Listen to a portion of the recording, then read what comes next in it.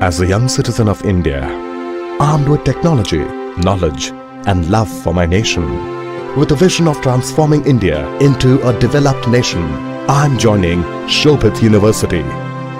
What about you? Very good morning to all of you from India and abroad. Shobhit Institute of Engineering and Technology Meerut, deemed to be university, and its centers of excellence, Center for Informatics Development Solutions and Application, CITSA, and Center for Industry 4.0 Technology Studies and Application, CITSA, welcome our chief guest speaker of today's webinar, Dr. Arpita Mukherjee, a distinguished international development economist. The participants from India and abroad attending this webinar in this international webinar series on open source digital technologies towards self-reliant India, Atmanirbhar Bharat, 12th December 2020.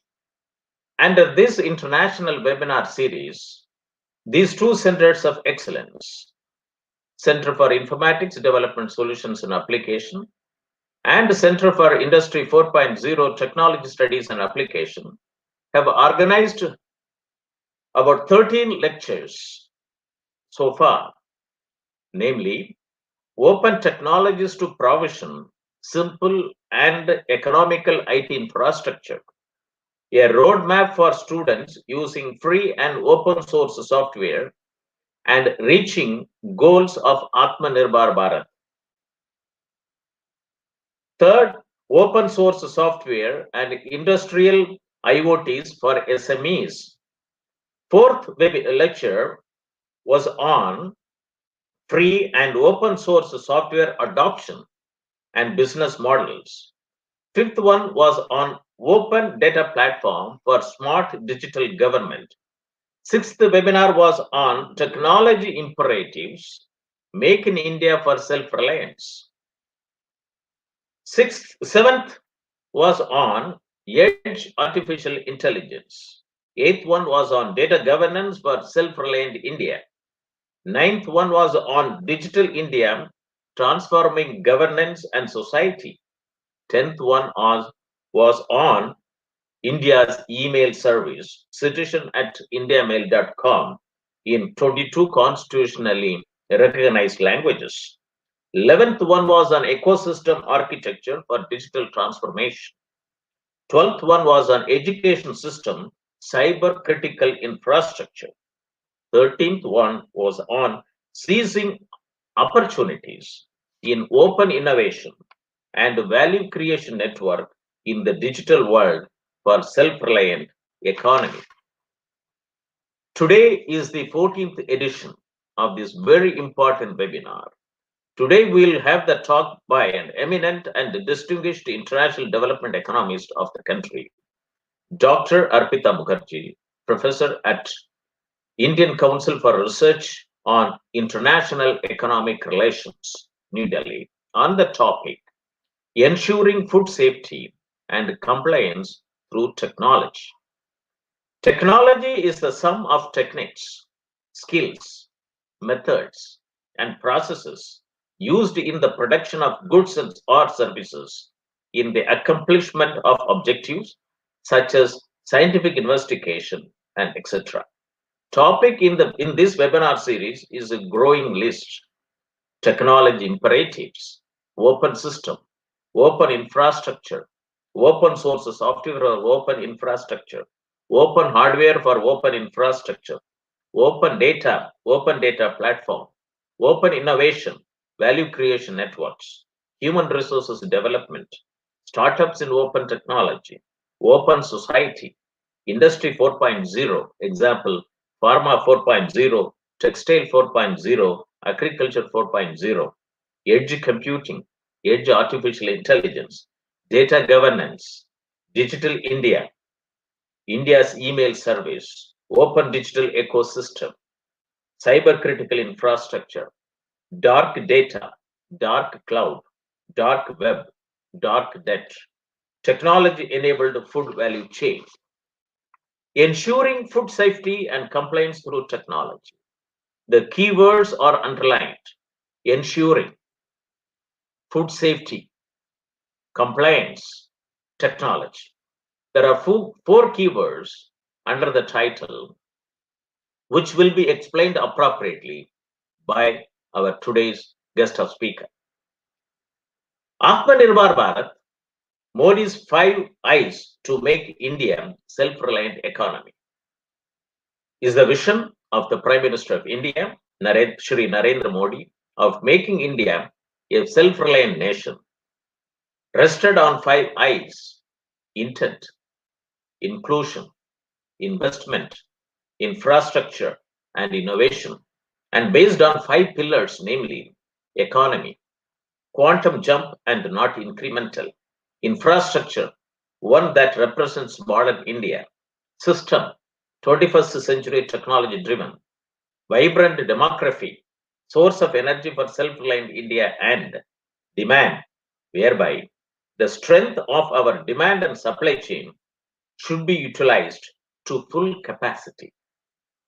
This was announced on 15th May 2020 through a special and comprehensive economic package of rupees 20 lakh crore that accounts for 10% of India's GDP to bring the economy back on track.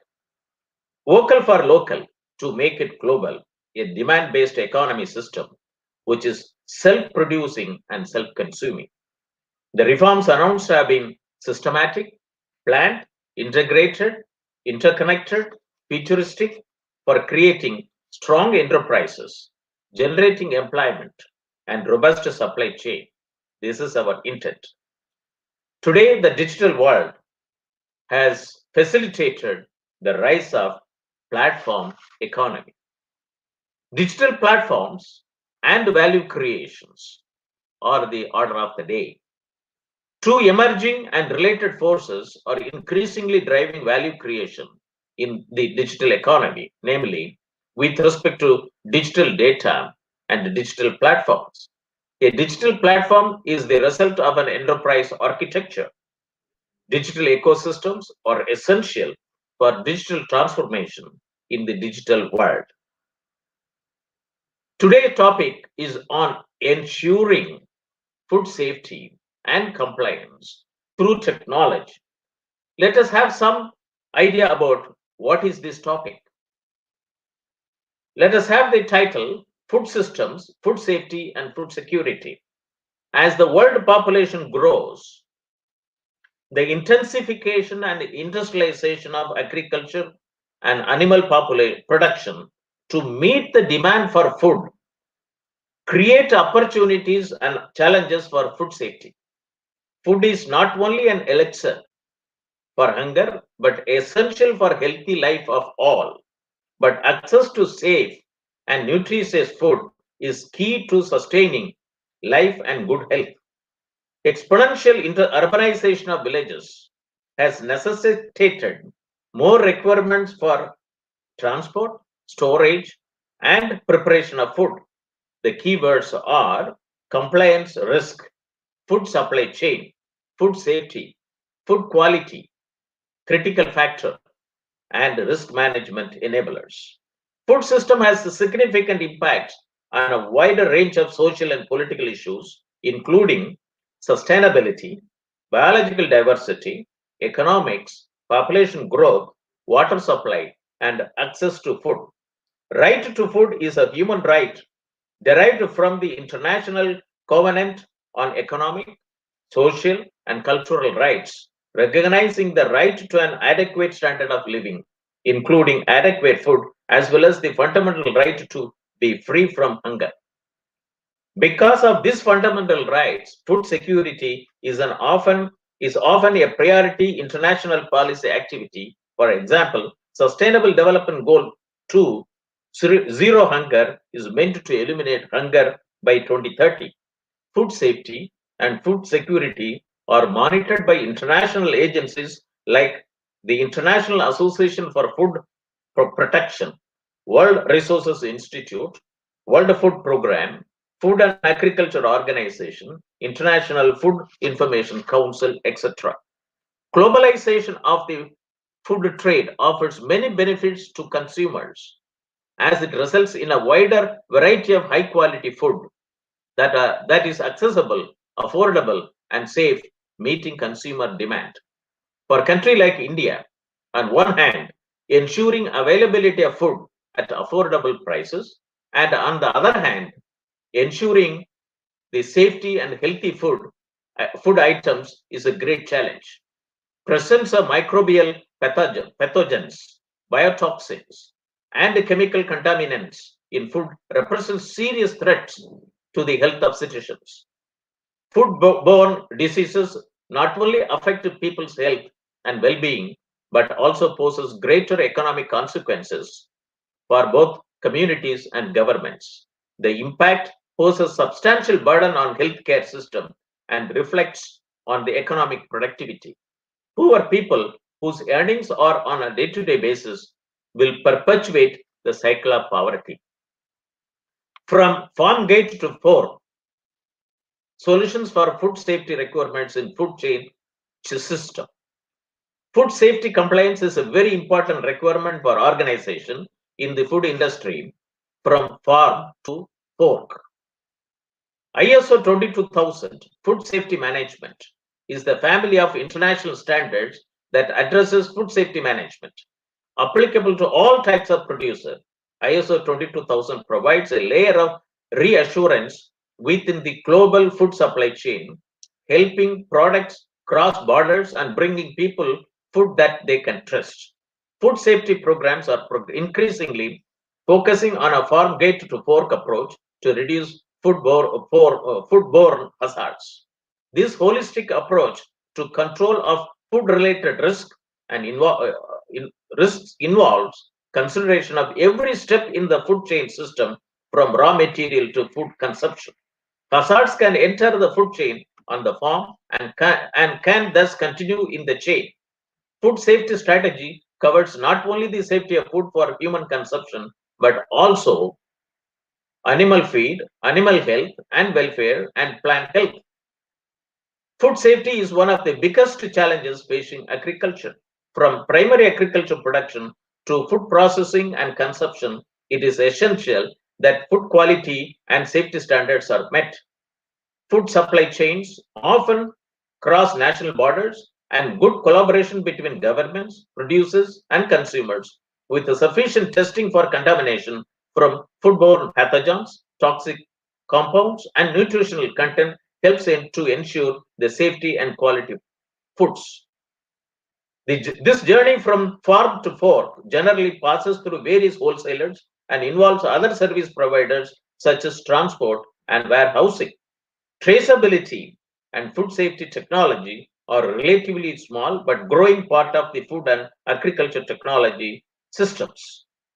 Consumers have got every right to voice their opinions and concerns about the food control procedures, standards, and activities of governments and industry in this domain.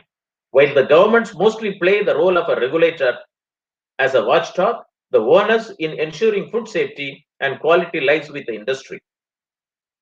At the heart of all food control activities is the establishment of safety, quality, and labeling standards.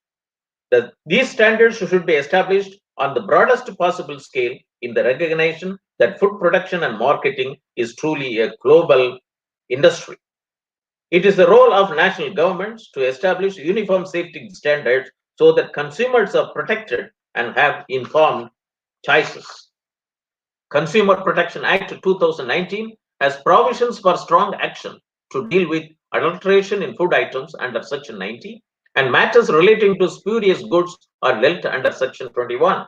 Food Safety and Standards Authority of India is the main authority ensuring food regulatory compliance in India, lays down science-based standards for articles of food and to regulate their manufacture, storage, distribution, sale, and import to ensure availability of safe and wholesome food for human consumption.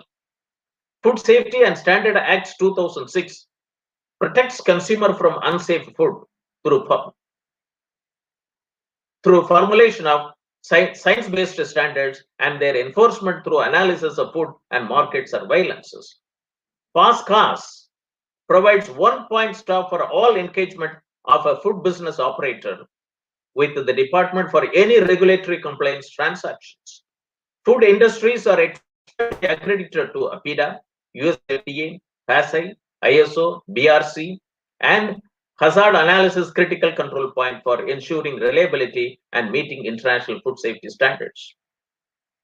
Food safety is increasingly becoming digital and human focused simultaneously, and education should reflect that, especially when it comes to digitization. Skills in database administration and data analytics will regularly become part of food safety specialists' skill set.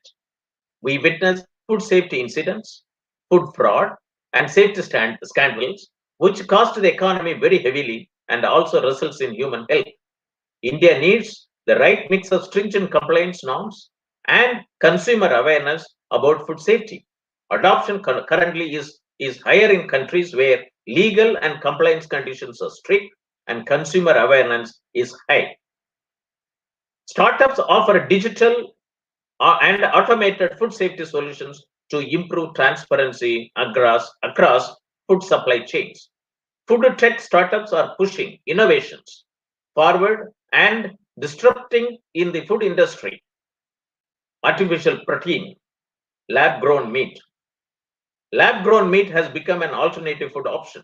3D food printing, food robotics, personalized nutrition, food waste, Internet of Things, food safety, delivery through artificial intelligence and drones means.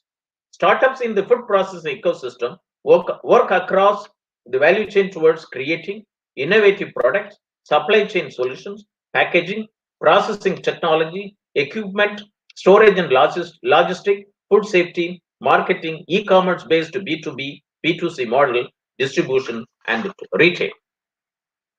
Some noteworthy food startups in India are Zomato, Pasos, Box, Swiggy, Fresh Menu, Hungerbox, and Swatika Foods. Transformation in the food industry is forward moving and backed up with technology at a faster pace than ever. Food safety and Industry 4.0. Food safety increasingly digital. Sometimes one technological innovation can bring about transformational change in human lives and business lives. The time has come for digital tools that will have the same impact as what a thermometer did for healthcare or compass did for navigation. Data is key to creating insights. World Economic Forum estimates that fourth industrial revolution will create up to $3.7 trillion in value by 2025, but that much more needs to be done by all industries to unlock this value. The Food and Agriculture Organization of United Nations estimates that 66% of food waste occurs on the way from production to retailing. Empowerment of SMEs are very important in applying food safety standards, regulatory approaches in enhancing food safety standards compliance by SME, and appropriate communication and training strategy in enhancing SMEs capacity building. Involving food safety through blockchain and other traceability technologies such as RFID, tags, EDI, IoT, and product identification, marketing IDs, etc. Automation and integration of systems can help food manufacturers to document food safety and compliance to create transparency by tracking a product's journey from the farm to consumers. The most of consumers are in urban areas or rely on global supply chains. Traceability will be the main contributor to farm safety at the farm or production level. Recent research by Frost and Sullivan on technologies that enabling food safety expects the following technologies to enable food safety in the next few years: artificial intelligence, blockchain, gene editing, point of care devices, intelligent packaging, advanced encapsulation, biosensors, printed electronics, synthetic biology, thermosonication. Atmanirbhar Abhiyan in agriculture should include digital infrastructure such as predictive analytics, automated labeling, wearable technology, blockchain-based traceability, AI-based analysis, IoT-based sensors, and chemical analysis done on their premises with spectral analysis. The whole ecosystem will transform when these technologies are put in the hands of individual retail consumers, as there are a large number of users in the food and agribusiness. The proposed micro-food enterprises announced in the Atmanirbhar Bharat Abhiyan are enabled through digital platform, ensuring food safety and compliance through technology. Let us now turn to the address on ensuring food safety and compliance through technology by Dr. Arpita Mukherjee, our guest speaker today. This topic will motivate and galvanize the participants watching our telecast through facebook.com Soviet University India or youtube.com Soviet University in for establishing food safety startups and food startups in the country. Let me introduce our guest speaker, Dr. Arpita Mukherjee, to the participants of this webinar. Dr. Arpita Mukherjee is a professor at Indian Council for Research on International Economic Relations, ICRIER.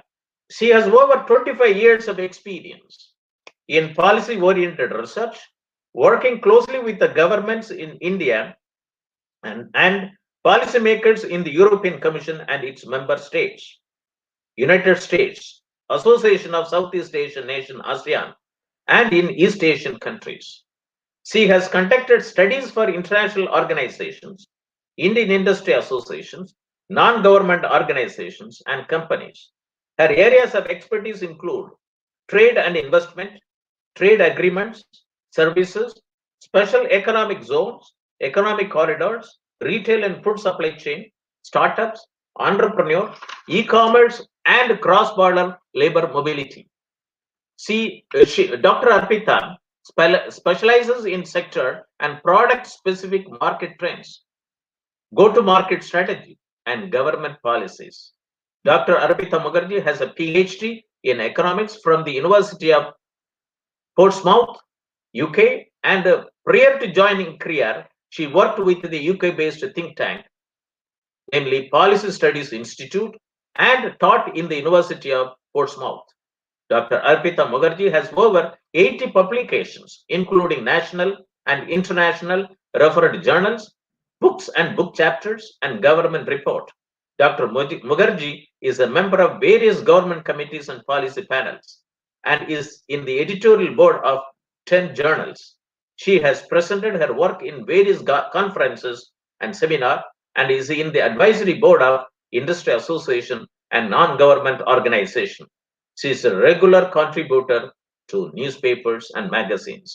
Dr. Arpita Mukherjee can be reached through arpita@icrier.res.in. We welcome Dr. Arpita Mukherjee for your address to the audience in the international webinar series on open source digital technologies for Atmanirbhar Bharat, self-reliant India. Over to Dr. Arpita Mukherjee for your address. Thank you, Professor Moni, for the kind introduction. You just missed one thing in the introduction, that you have been a guru to us in the technology field. We relied on many people to actually, being economists, we rely on experts like yourself and many others to design this work, which I will just do start of my presentation as we speak, try to tell you a little bit of how we went into this work. We went into this work because we were trying to design a better food safety and compliance system for the FSSAI, which looks at both the domestic market and import. India being a member of the WTO, we cannot have a different standard or a higher standard for imports than the domestic market. Taking into account that India's domestic market has a lot of unorganized producers, small farmers, we need to have a standard which is internationally compliant and a technology which is applicable and accessible to all and acceptable to all. So you have to also look into the factor that there are so many people who will be the stakeholders who actually do not have knowledge about using much sophisticated technology. So you have to make your technology simple, usable, user friendly, so that users are happy to use it and able to use it. What I want to talk today is that before I actually go out into the layout of the presentation, I must thank the Foreign Commonwealth Office, which is now the FCDO, for funding this study, which we did for the Food Safety Authority of India. Through our organization, we are extremely grateful to some of our teachers who taught us on this subject. Professor Moni is there, and then Shobhik Kishore Majumdar, my husband, who is a tech expert and a VC consultant. He was the one who actually did a one-stop training on this IT platform. My office IT person, Rajkumar Shahai, and some of the others who are the technology heads who actually told us the nitty-gritties of the technology which we fit into the food safety. I'm grateful for the Food Safety Authority of India actually to show their processes and systems, their IT head, for helping us through this. Having said that, what I would like to showcase today is that why should technology be used? Why do you need a technology? You have a process in place. What is the difference between manual and a technological intervention? Then I look at import, because import is not totally in the hand of Food Safety Authority. So the technology use is much more complex than the domestic market, because here it has to interact with the customs and other food clearance agencies. Then I looked at the actual issues at the field as we did our field visits, identify the technology gap, and then suggest the way forward. Just to give you a background, that India is a large producer of fruits and vegetables and a large number of food products. We are also one of the large consumers. When we talk about compliance, if we ensure compliance, what happens is that we are able to export a lot and be integrated into the global value chain. Because for exporting or for the domestic market, we may have some ingredients in India and we may have to import some. So and in that, it is important that we ensure a global standard, as Professor Moni had already spoken about in his talk. Now, focusing on the food safety and standards, what we see is that in recent years, India exports are facing a lot of competition in many of the key markets because we are not able to meet their food safety and standards. Globally, food safety and standard is going higher and higher.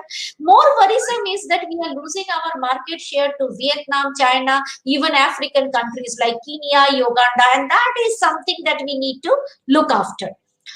Food Safety Authority, being the nodal agency, therefore is very worried about, and it is aware of bringing in an uniformity of standards. It has laid down the processes. Our processes today are aligned with Codex and other international standards. So now it is moving to the next step of looking into use of technology for proper risk management, traceability, ease of doing business, etc. As a first step, when we started this project last year, Food Safety Authority by that time had already designed a lot of portals for activities and interconnectivities between organizations. For example, for portals for registration, portals to be connected to the laboratories, and so on and so forth. As you know that there are multiple players engaged in a food supply chain, multiple stakeholders. This is the manufacturers, exporters, importers, laboratories, certification bodies, and so on and so forth. So when you talk about digitalization, you actually talk about digitalization in and across these agencies, and it has to be aligned with the Digital India initiative of the Government of India, looking into the cost of ease of doing business, a trade facilitation initiative, and the trade facilitation agreement that India is committed to in the WTO. Government also has certain IT guidelines, because when you are collecting a government data, there are certain data security related issues, protection related issues, analysis related issues. All those have to be followed off. So what is the Food Safety Authority doing at the port? At the port, what happens is that food safety authority has to go and check the products so that it has to see that there is no contamination, it is not harmful for health, and then it has to clear the product. If there is a risk, it has to identify the risk and publish it. There are different risk mitigation techniques depending upon the nature of the risk. Suppose if it is just that there is a labeling issue, then it may tell to change the label. The label is not giving the correct information. But if it is an issue with the whether being the product not being fit for consumption, it may go to an extent of destroying the product. So there are various areas of interventions and various levels of interventions that needs to be looked into. Now, why are we using technology today in the situation? Many clearances which used to be offline or physical today is a necessity due to the COVID pandemic. So whatever was offline is now going online at a very fast pace, so that you are able to get those online clearances. Secondly, technology somewhat used to bring uniformity. You may have read in the newspaper and many a times that a product is held banned in a port. Like the famous example was the chocolate case from the UK and other countries, where the product was being held in the JNPT port and it came into India through the Chennai port. So when there is a manual intervention, there is a chance of two people taking two types of decision. Therefore, the technology enables certain risk management decisions. Also, India has, in case of India, there is a need to have technology because agriculture, food, everything is under quasi-federal governance structure, where states have a very, very key role, and the FSSA also operates through its regional offices, and there has to be a close coordination, information sharing between these offices and across other agencies. Now, the other thing is that the food safety and standards. Now, this is being enabled by various techniques like, hygiene audits, online form film surveys globally. Then there are blockchain based technologies. Nowadays, some of it is mandatory, like Arpita has set up the TraceNet for the traceability till the farm of the grapes. So for export it is needed, for import we don't have it for all these technologies, but in some cases traceability is leading to product pricing. For example, in organic product, you pay a high price because of the traceability, or you also want to ensure traceability in a product which has a high food safety risk. For example, sometimes animal products have high food safety risk, given that we are having this swine flu and other flus coming from the wet market and other areas. So this has now become a core issue for discussion. Risk management. Risk management is a very important tool which tries to find out within the country and across the country's areas of risk. So, if you find that peanut is having aflatoxin from certain areas of India, you don't ban peanut across India. You actually pick that area. So to pick that area, that country, that problem, we need to have a proper risk management system in and across, and this risk is often shared across countries.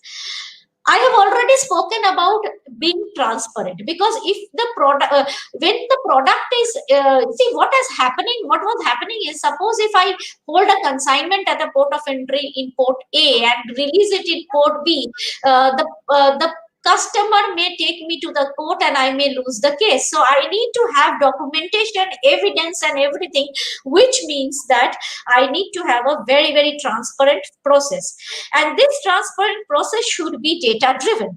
And that is the most important thing here, is that at each touch point, when I use technology, I collect a lot of data. That data enables me to do my business better.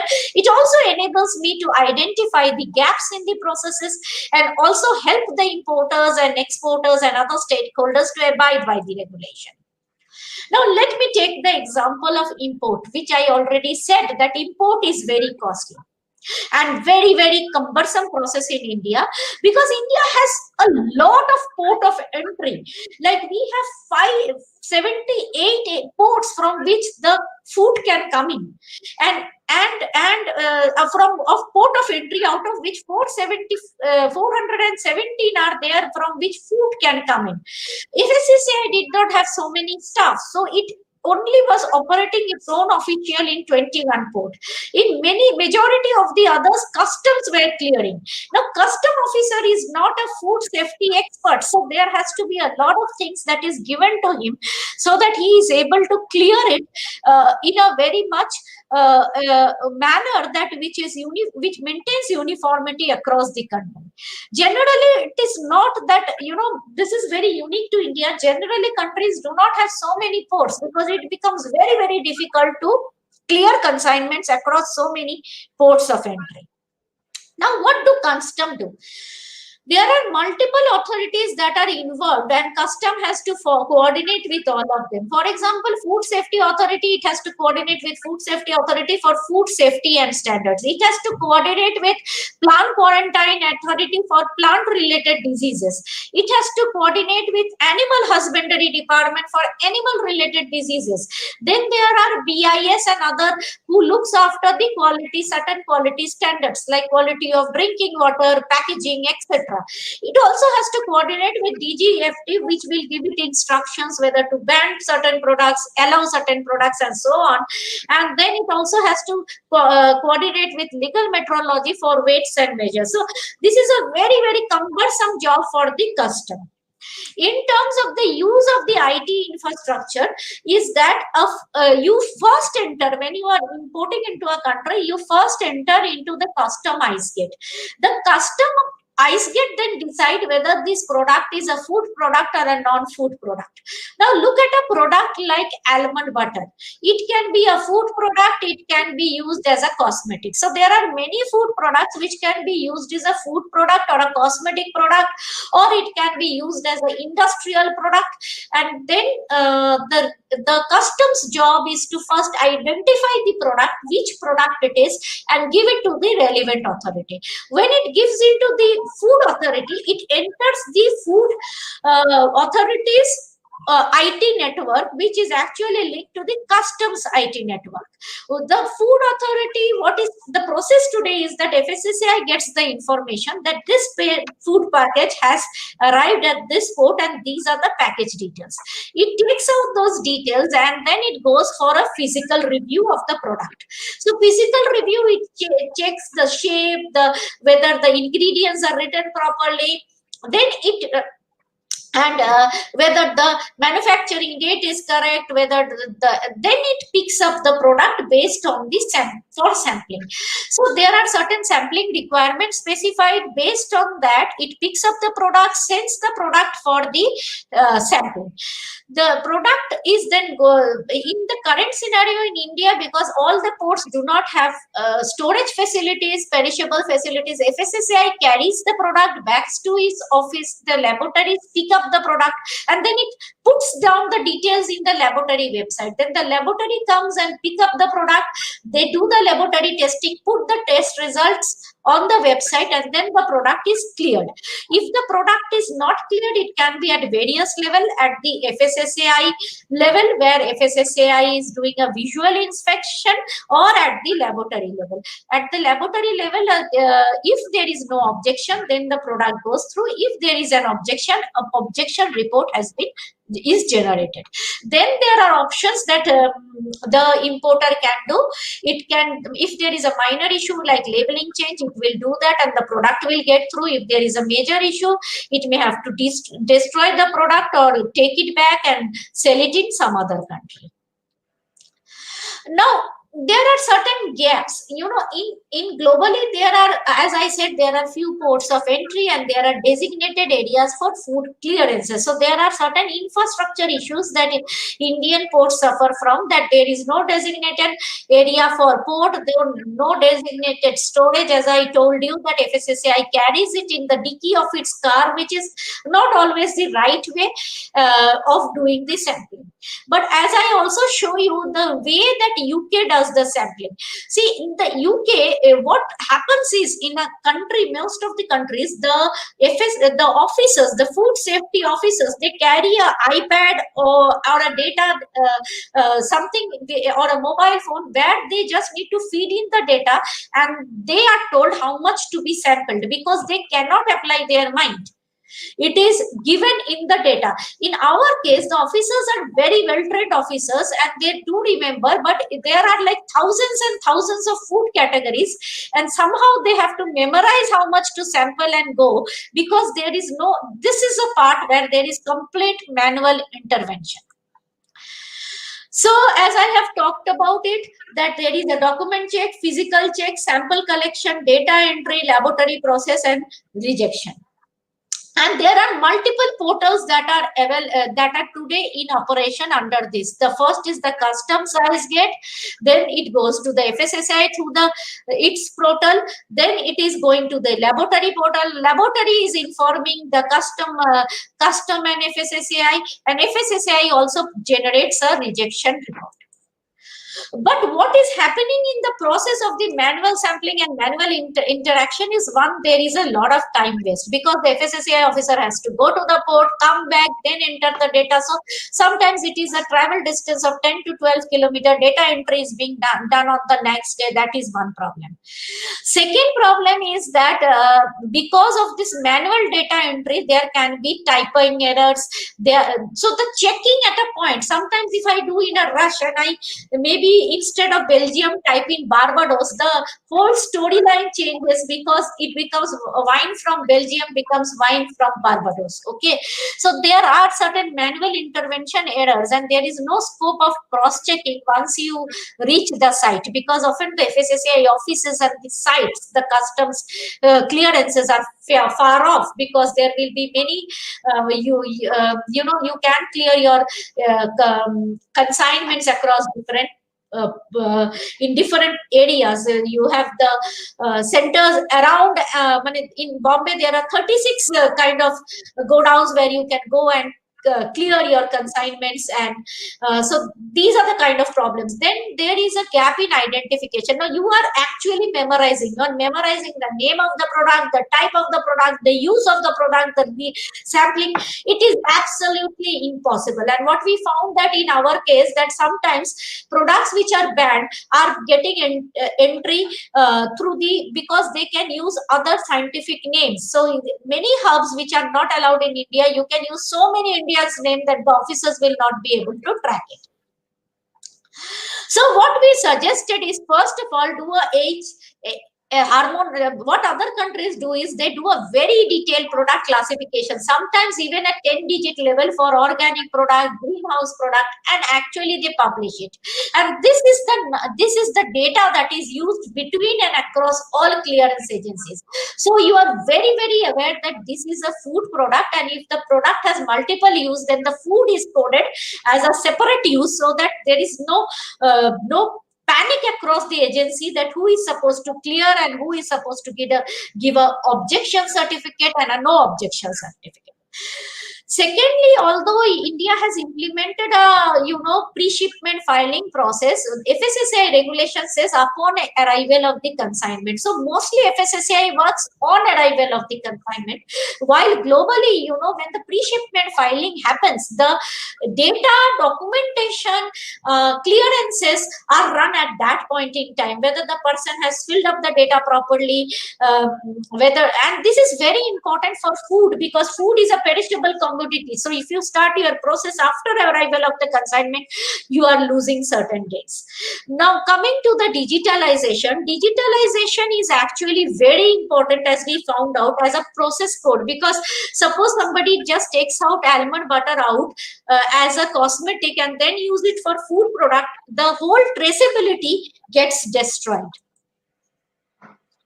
which also means that, you know, when you are doing all these connections, there is needed to be, it is not about developing website, it is also an important thing that your websites are interconnected, so that as an organization also you are able to share data and understand data across your website. So suppose if I am a spurious importer, so the FSSAI data, if it is integrated, no, it will be able to flag me that I have done certain problems in the past. So then they can actually deep dive into and be more cautious, rather than, you know, investigating 100%, they can then be doing selective investigation. Secondly, input clearances also help better round the clock real time information sharing across government departments. So suppose if a spurious product is entering through one port, across all these ports they can stop the entry, and this is something which is very important in risk management, which even markets like European Union do, where they can actually communicate the risk to all its member states almost real time. And therefore there is a need also for a 24/7 helpline number, this chat box, because then you are talking, and all these communicative devices have to be there. And as you do these, you also have to get a lot of data from your websites, and you know, and how do you actually share those data, and how do you actually make your websites available through multiple formats. Now, looking into just the food safety processes, all these guidelines are given, but you know, for me to memorize and go to the port is quite a difficult scenario. So if I just look at my tablet and say apple, and apple this much has to be sampled, it is a very mechanical process that we need to do. The second thing is that Food Safety Authority also has to do a hygiene rating of port. The lower bottom picture is that of the Tughlakabad container depot. The Tughlakabad depot is next to a landfill, which is so unhygienic for a food product that, you know, there are requirements that if FSSAI publishes a hygiene rating, some of these ports of entry will not be able to meet those standards. And therefore, and also there is also need for a safety of the staff, because in Bombay there has been certain accidents where the food products were kept with chemical products and FSSAI staff died. There was another accident where they were hit by a crane. So how the product is stored, kept, is all very important. Then comes the most important and critical part of the job of FSSAI, is called the risk management. That requires the following things: identification of the risk, examination of the risk, communication of the risk. So what is the type of the risk? So it can be product, like I talked about aflatoxin in peanut or fruit flies in mango. Which countries are most likely to have it? This requires a global country specific data and collection of this data and keeping of this data. Then importer risk. Which are the importers which are likely to be most risky?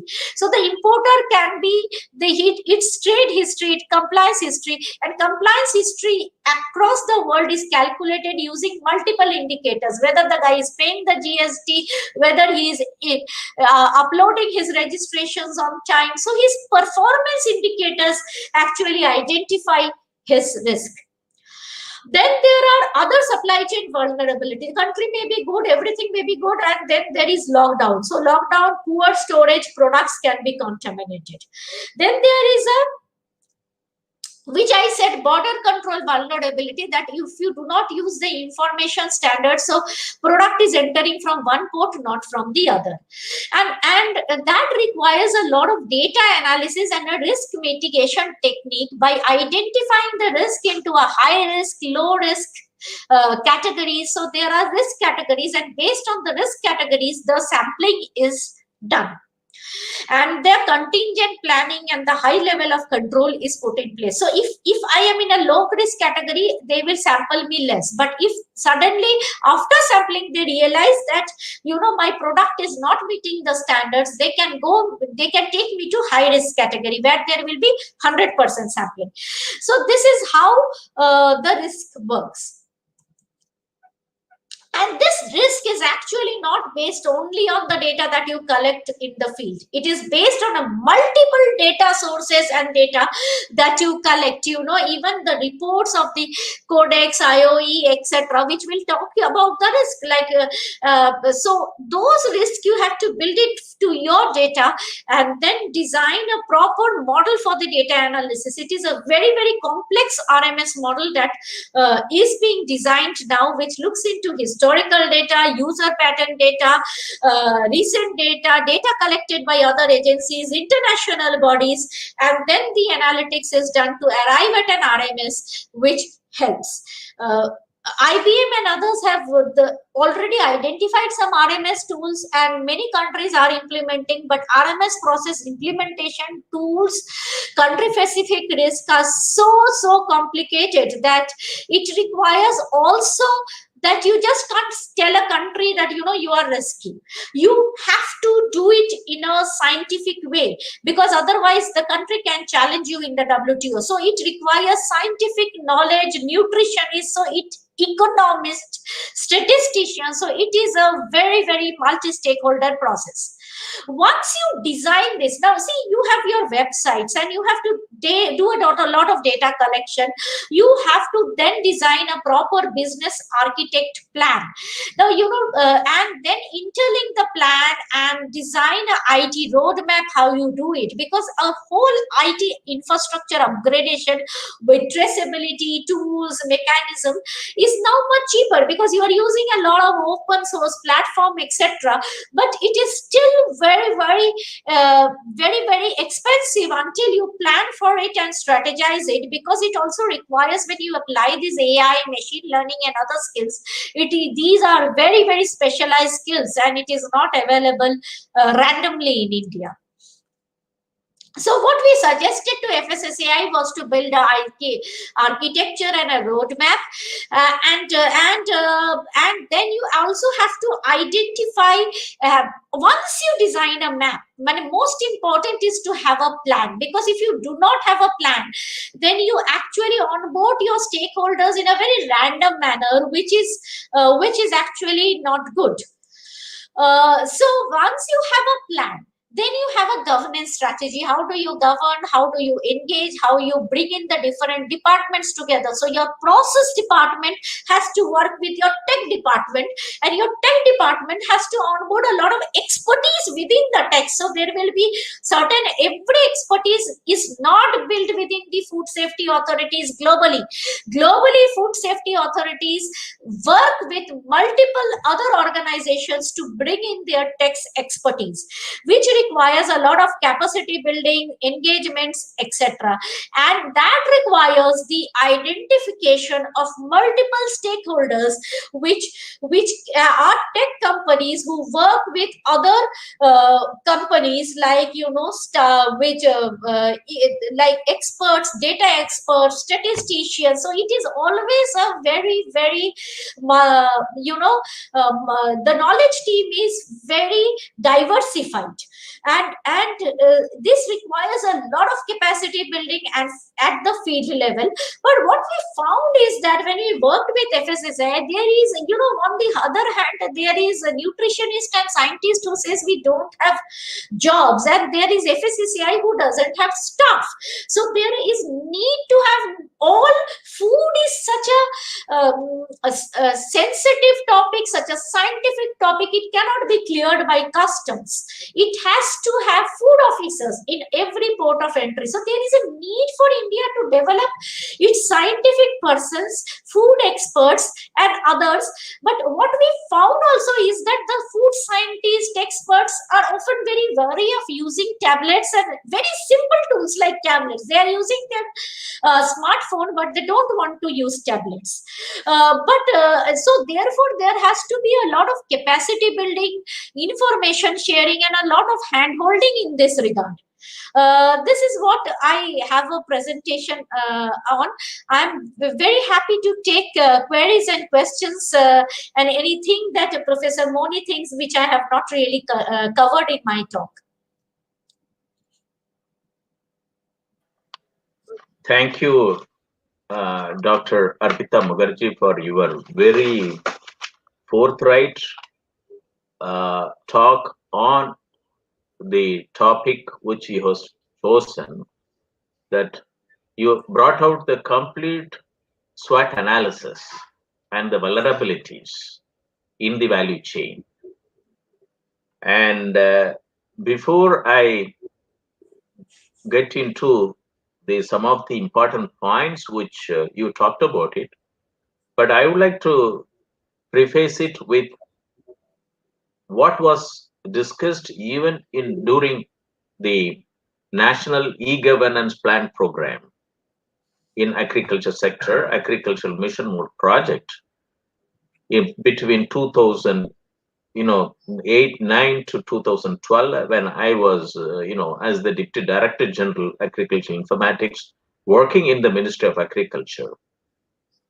That out of 12 cluster services identified for National E-Governance Program in the agriculture sector as Agriculture Mission Mode Project, 7 states, and as a pilot project, both North, East, West, South, and Northwest.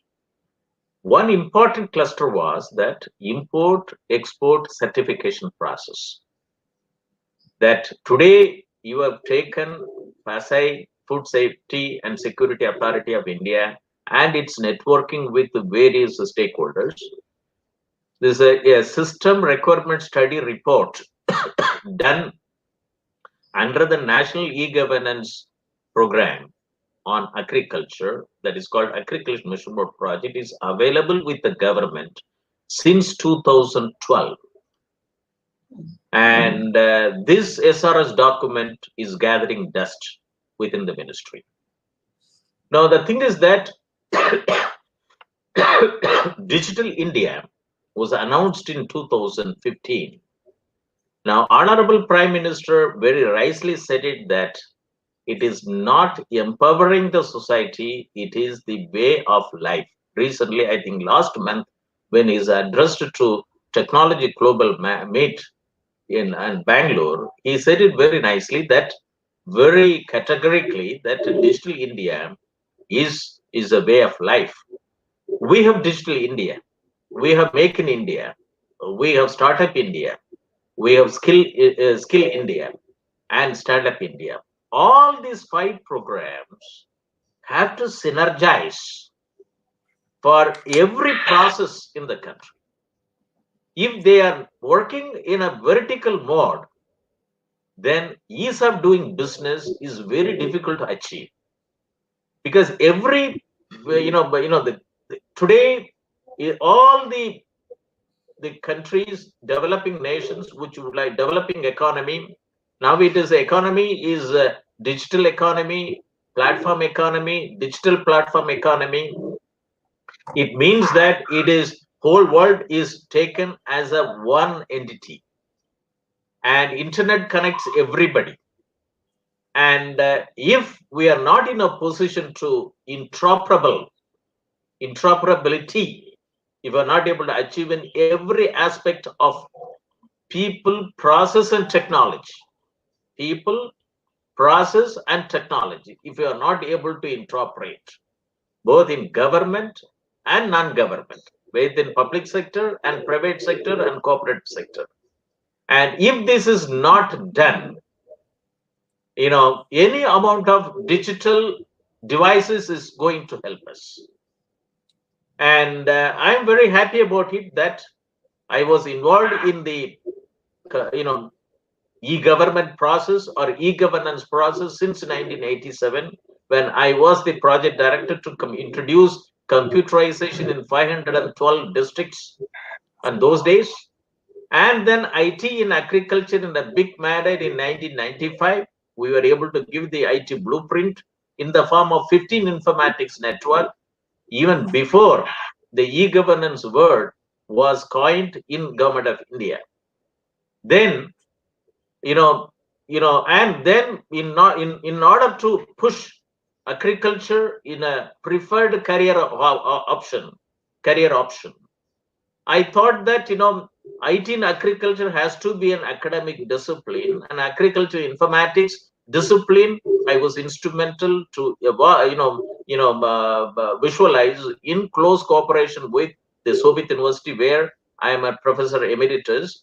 And this is the only university in India and in the whole world to have Center for Agricultural Informatics and E-Governance Studies with a focus to agriculture and rural development sector, and Center for Agri-Business and Disaster Management Studies, and all third one is Center for Informatics Development Solution and Application, to see the technology advancement and in every aspect of our value chain, and then Center for Industry Industry 4.0 Technology Studies and Application. But now that today you talked about very important area, food is an important. I also in my preface introducing the theme, I have given a complete challenges and opportunities available in this food value chain. It can create a large scale multi-stakeholder involvement through technology process, which can pop up lot of startups in various areas, both agriculture and non-agriculture people, engineering graduates, with the technology as a base to bring it out, like other countries when they can do it. But today you brought it very nicely, that you have taken only import case, and you didn't even talk about any other items. India is a country which has got about more than 500 point of entry. There are more than one institution clear the food process, and we grow more than 400 agricultural commodities and 2,000 varieties, and we grow food through 365 days, because India has got sunshine for almost for every day throughout the year. With all those natural resources available plenty in the country, and we need higher level of reforms in the agriculture sector, which fortunately brought it after 91 economic reforms.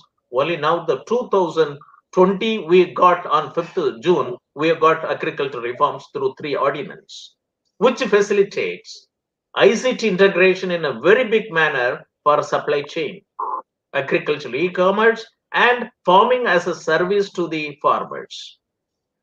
Now coming back to the the food value chain, there are a lot of technologies coming, which I spelled it out, and you also very nicely said it, that we have to have an organized food process for both for export and import. It has to be technologically enabled. It has to be all relevant people to be in the value chain. And you also very nicely said it. I think the officers from India who participate in this program, because this lecture will be available as a YouTube link, it will be available, that you said one port of entry rejects it and another port of entry is allowing it. This has to be completely avoided, because India is a globalized trade, and risk management process has to be operationalized through risk management systems tools. It is called, trust is more important, and then only we can our economy can be agricultural economy, agricultural business can be a roaring business. That and you also said it, for domestic market, import of ingredients are also very important. And you also very nicely said it, India poses competition in the global market. But according to report, FICCI report, that this is by 2025, that's it is Asian countries is going to have something like the 3.5 trillion dollars agribusiness economy, and African countries will be around the same 3.5 billion dollars economy, and India is a hotspot. And both African agribusiness and Asian agribusiness have to go through the India, and we are on the hotspot. And if the Indian food business value chain is not totally digitally enabled, and we will face serious competition. And it is very important that today you have through your lecture that even though you have not taken up any other blaming game and so on and so forth, but you said it very nicely that even government organization has to get totally digitally enabled, and they should speak one language. That the sampling process has to be trustworthy, and FSI is an umbrella of 7 world earlier laws. It has to be totally digitally enabled, vibrant and dynamic organization. It means that that the country needs a open digital ecosystem architecture for food value chain. This can be the recommendation from this webinar series, and we'll be very happy that both the Center for Agriculture Informatics, E-Government Research of the Soviet University, Center for Informatics Development Solutions and Application, and Center for Industry 4.0 Technology Studies and Application, and ICRIER can jointly work together to bring in the national open digital ecosystem architecture for food value system. This is a very important thing.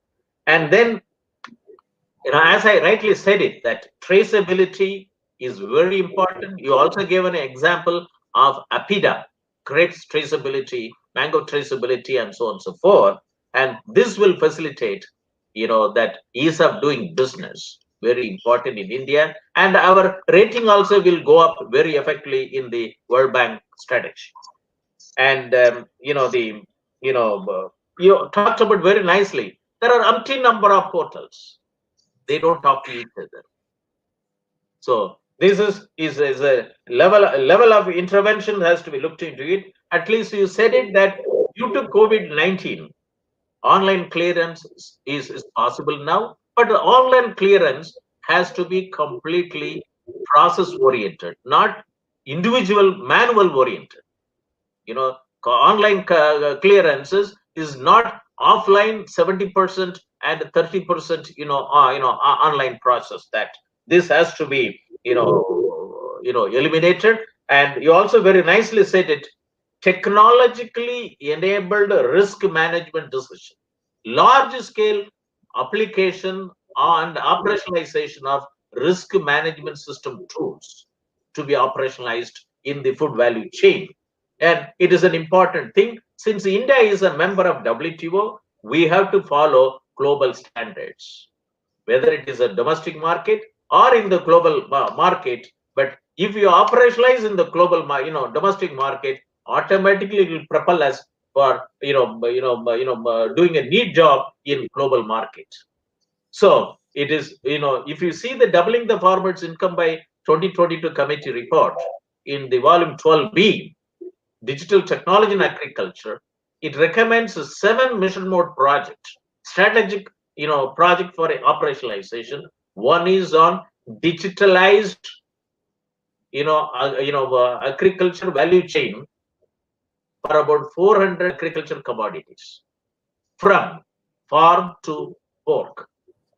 So if what you have, Dr. Arpita Mukherjee, what you have talked about today, if you are able to achieve this methodology, your concern in operationalizing in these 400 agriculture commodities, India will be the #1 in global trade.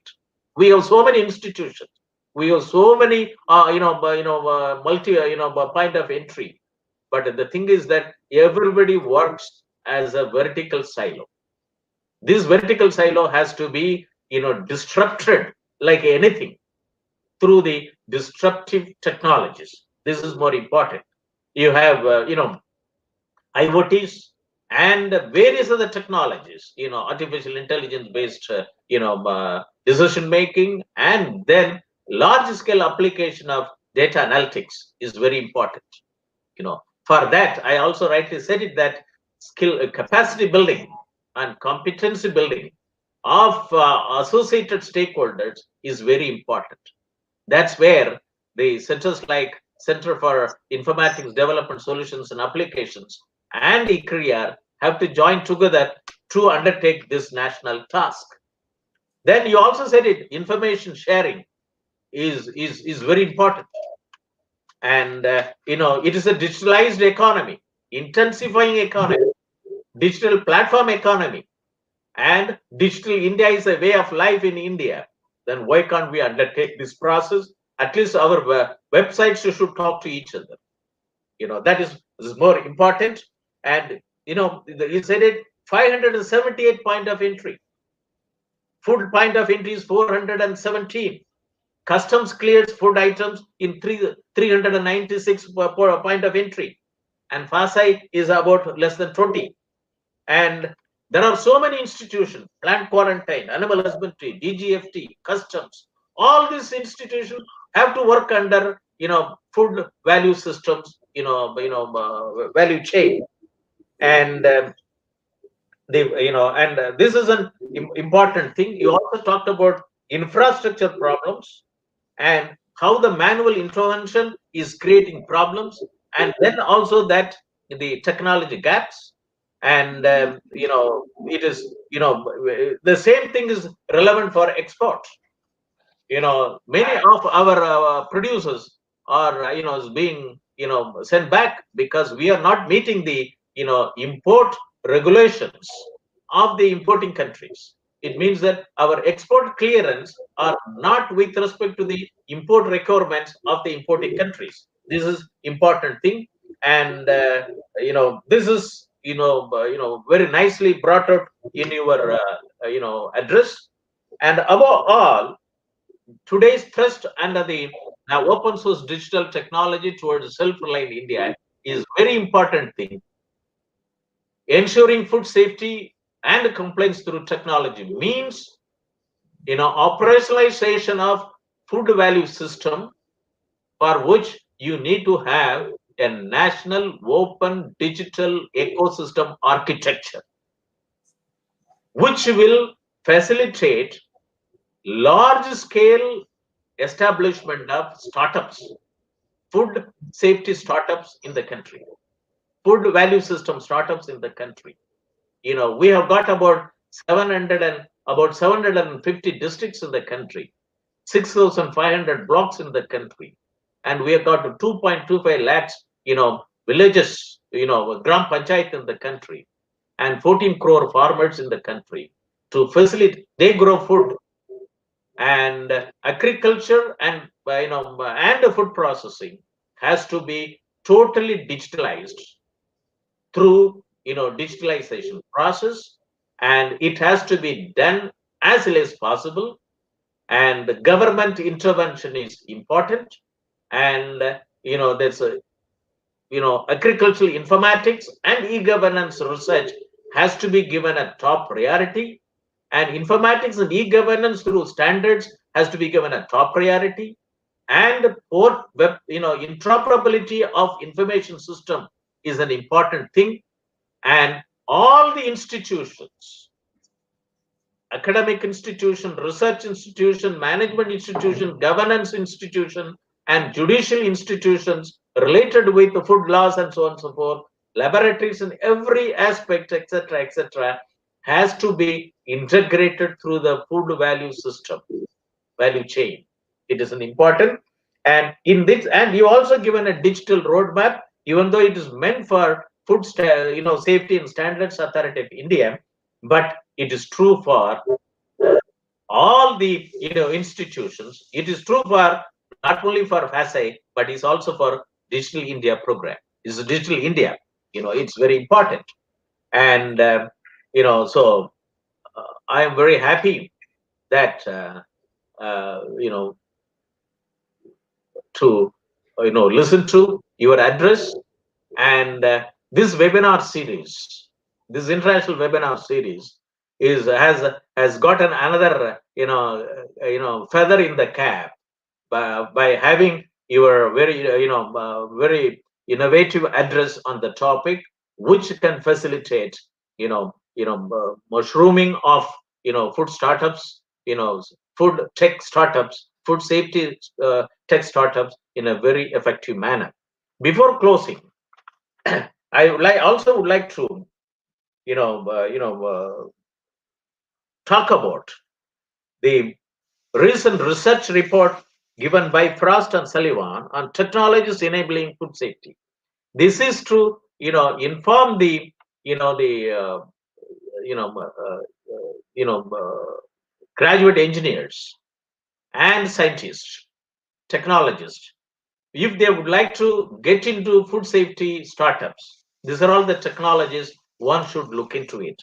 Artificial intelligence, blockchain technology, gene editing, point of care devices, intelligent packaging, advanced encapsulation, biosensors, printed electronics, synthetic biology, and thermosonication.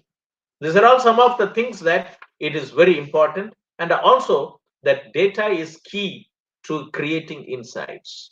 It means that data analytics, that's edge computing, and fog computing and cloud computing are very essential with big data analytics.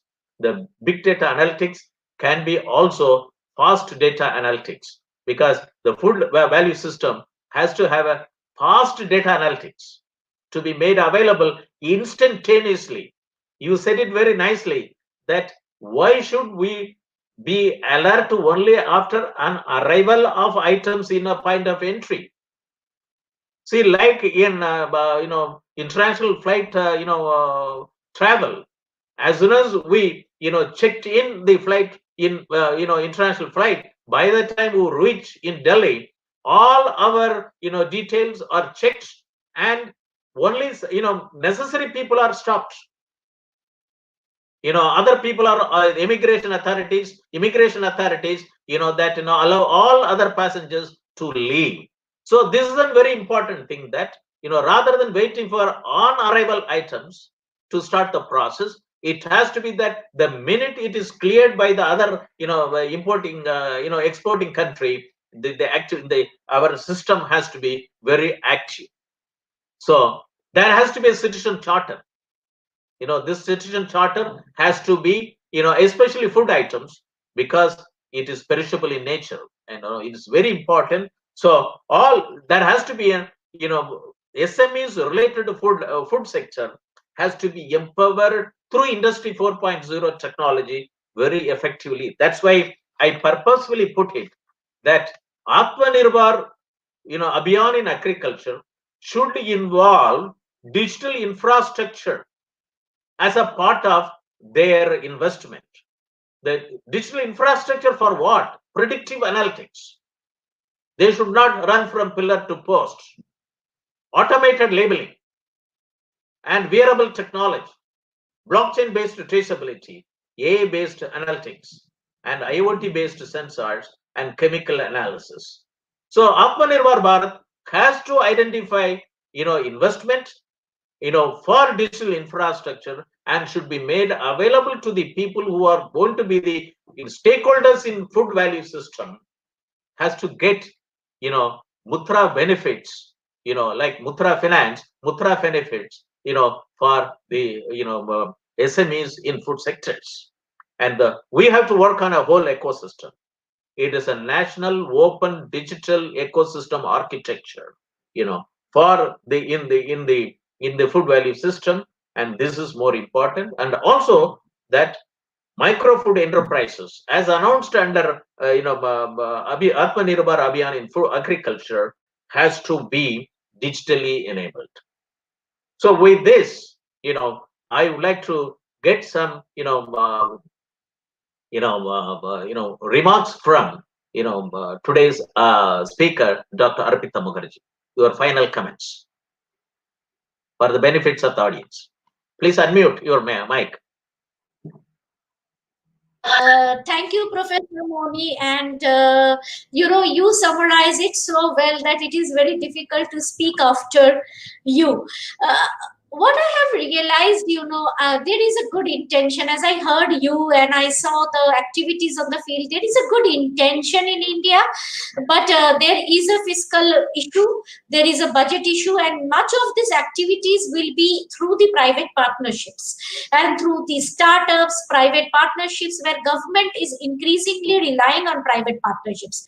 And this is not true for India. I mean, in fact, when I was abroad, it was very interesting to see that much of the systems in even developed countries are actually being run and developed by the private players. So it is good to have a public-private partnership in these engagements. It is also good to have innovation labs, as you are doing it in your universities, to bring up the ideas together. Like you, and these ideas definitely require multi-stakeholders engagement. I also feel that very strongly today than ever before that food safety is going to be a very key feature, given all this disease and COVID and everything. Like we are emphasizing on health, we need to emphasize on food safety and standards. Today we spoke about, we're talking about compliances. Now, similar things can be done to manage the eating habits and the food and health related issues for the Indian consumers in the field of nutrition. This is again a very unexplored field which may be looked into. A lot of areas where, the domestic compliance, ensuring compliance, tracking and traceability, the fear that is happening, even the government, the current, if you look into the three food bills, the current issues that are happening, one of the core issues of the MSP coming over and over is that the farmers are not getting price for their products. But the core issue is, why are they not getting price for the products? Why are they not moving up the value chain? And there will be many other questions that can be well answered once we bring in technology. But for bringing in technology, apart from what you have all talked about, there are a lot of unfinished reforms. Technologies in most countries are actually brought about because there is a demand from the consumers. The consumers want, organic food. So let's produce organic food. Let's implement technology so to ensure a higher pricing. So it is a consumer demand driven practice. In India, the one is the consumer awareness is low. So once the consumer becomes more aware, through use of technology, social media, etc., the platforms will also do well. Secondly, in UK, there is a hygiene rating of the food distribution system. Since you talked about the Zomatos and others, and that was absolutely fantastically, because then consumer chooses between what to use. Secondly, we have certain unfinished reform. For example, inventory based model, you don't allow FDI. If you do not allow FDI in inventory based e-commerce model, the problem is like this, that you will be never be able to implement a proper traceability down to the supply chain. Because if they will say we have no control over what it is a marketplace. Third is that there are many terms and conditions. We are allowing investments, but there are terms and conditions. We need to drive those investments towards technology. Like we are giving production linked incentives, there should be technology linked incentives which encourage companies to adopt technology. This is something which I think, and we need to definitely develop skilled manpower for the technology. Although we have a lot of manpower, I don't think we have enough in the technologies that you really mentioned today. No, I know, madam. That's why I thought that through this webinar series, let us try to bring out our thought process properly, and also facilitate the youths who have got that's what, if you see it in Atmanirbhar Abhiyan programs, which Honorable Prime Minister said it, we have a vibrant demography, and then we have energy. He said it very nicely. Economy, it has to have a quantum jump, not incremental jump. You have to have an industry which has to have a 21st century industry. We have to have a systems. The industry should have with the technology-based systems. Then you have vibrant demography. Then he talked about the supply chain, demand and supply chain has to be utilized to the full capacity. The full capacity means we have to pull the loophole out in every aspect.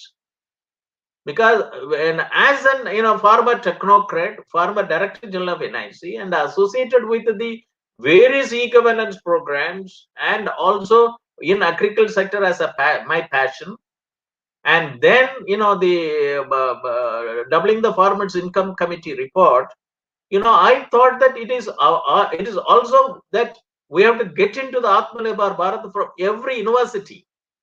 We don't have to wait for the government to issue an instruction.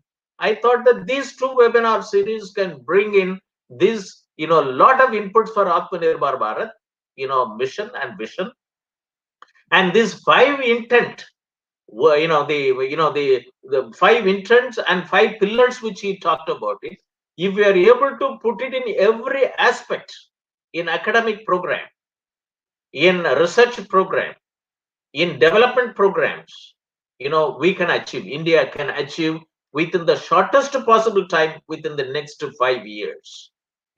So the thing is that, it has come from bottom up process. It's not like the top down process. That's why I thought that 14 crore farmer, that 6 lakhs villages, 2.25 lakhs gram panchayat, 6,500 blocks, and 750 districts. If these are all at the bottom of the pillar, and you put it as an upside down pyramid,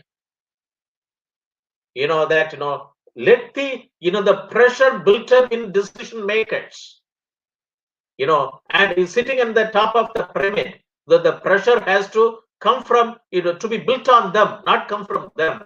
And that is how that the 7 mission board project of doubling farmers income committee report, volume 12b, chapter 10, these 7 mission board projects are more important.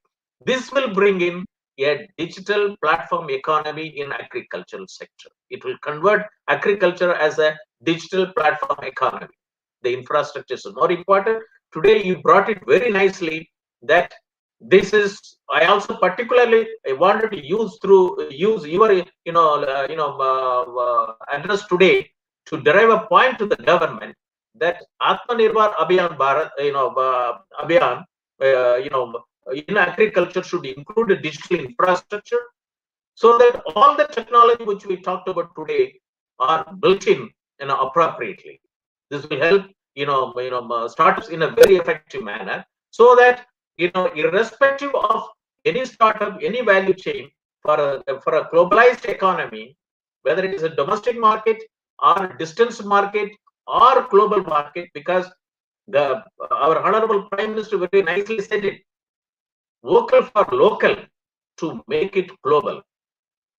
So your talk today is a basis for achieving vocal for local to make it global. Means you bring in,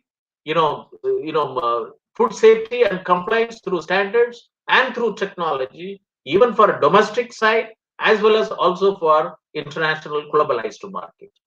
So thank you very much for taking your time on Saturday to address the participants from India and abroad.